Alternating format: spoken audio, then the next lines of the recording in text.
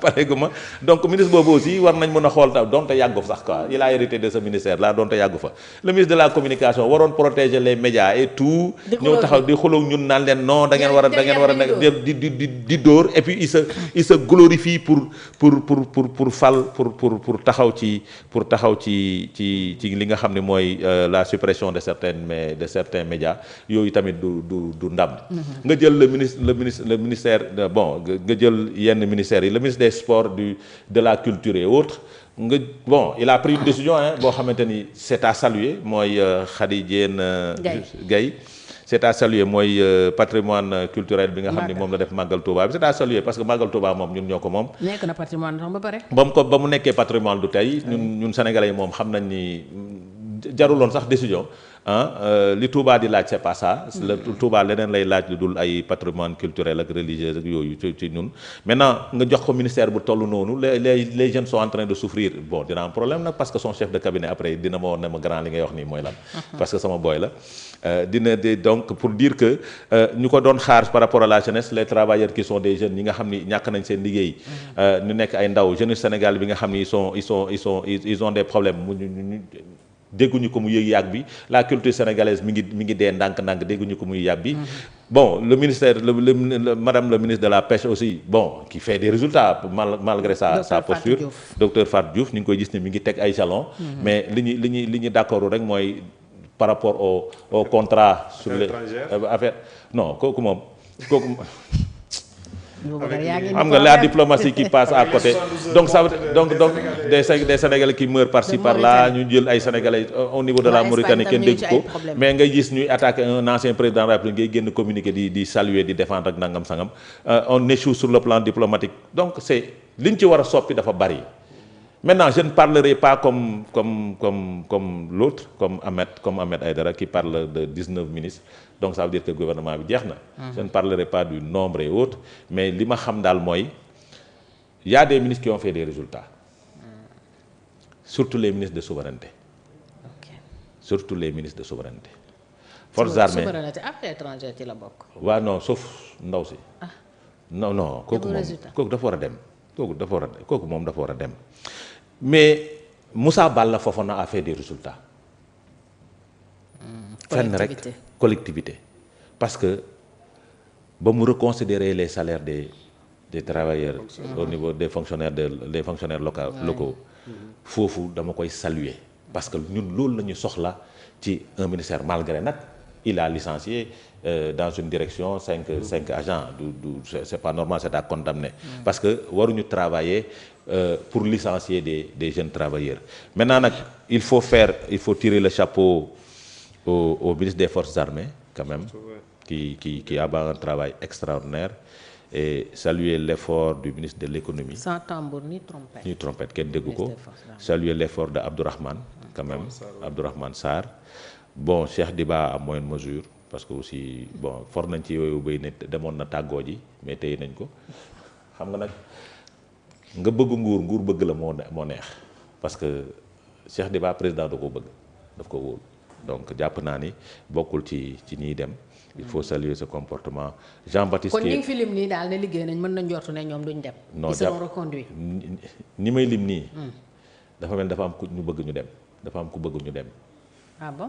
waaw Jean-Baptiste qui est un républicain. Intérieur. waaw qui est un républicain malgré les quelques manquements sur au niveau de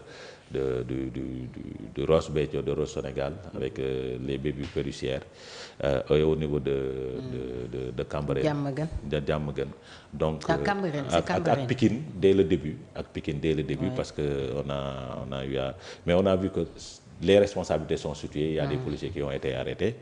Donc lui aussi sur le plan républicain wax ma nag sur le plan de la sécurité parce que la question de la sécurité se pose au niveau national.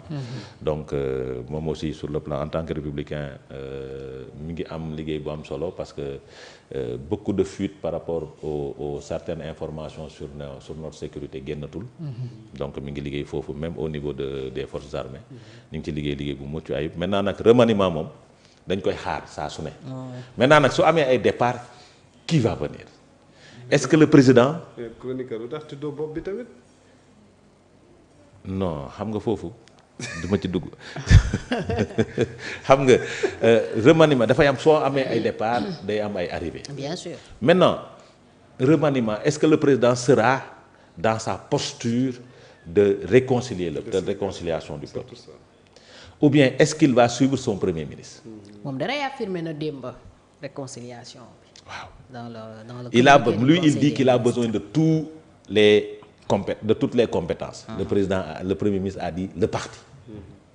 Maintenant wait and see nañu taxaw xool xaar ndax. et dégg nañu même un directeur général mu wax ne moom d'accordul ci réconciliation bi président di woote ndax ñi faat ñi doon manifester dañ leen a war a teg daan yi war ci ñoom. Bassirou mais loolu jotewul dara ak.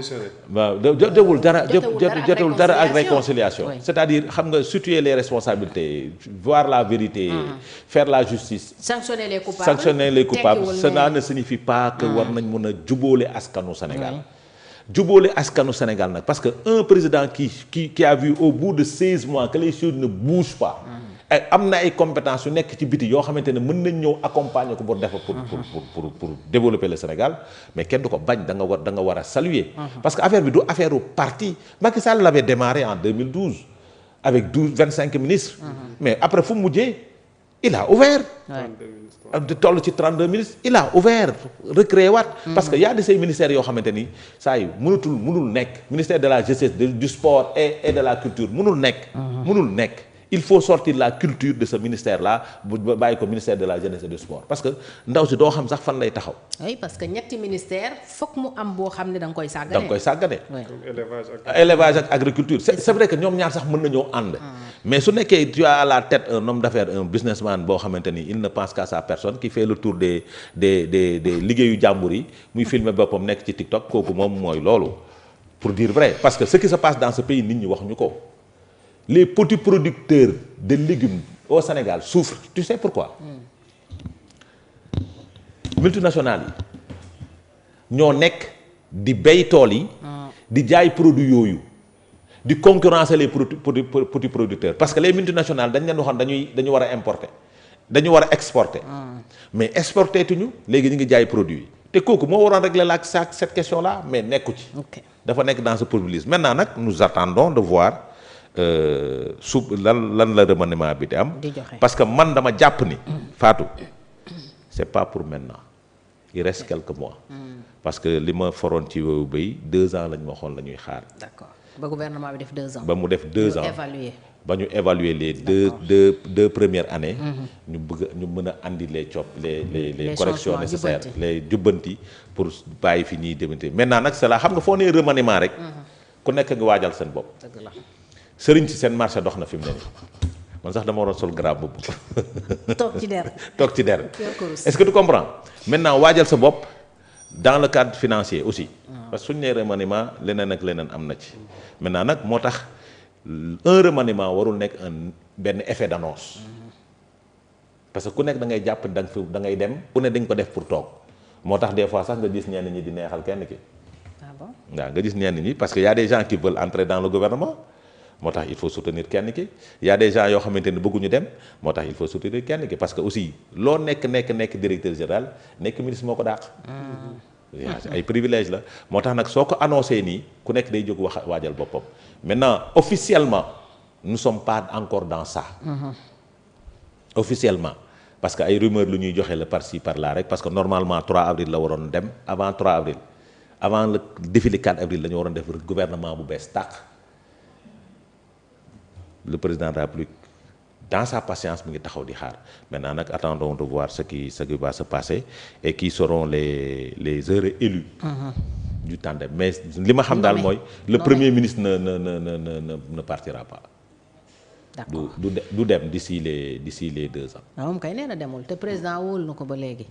donc waaw nañu laaj lu tax mbaxane bi des ci biir oto bi rek. Adama Fall am naa benn sujet boo xam ne bëgg naa ñu wax ci mais vers la fin parce que c'est un sujet assez croustillant donc xam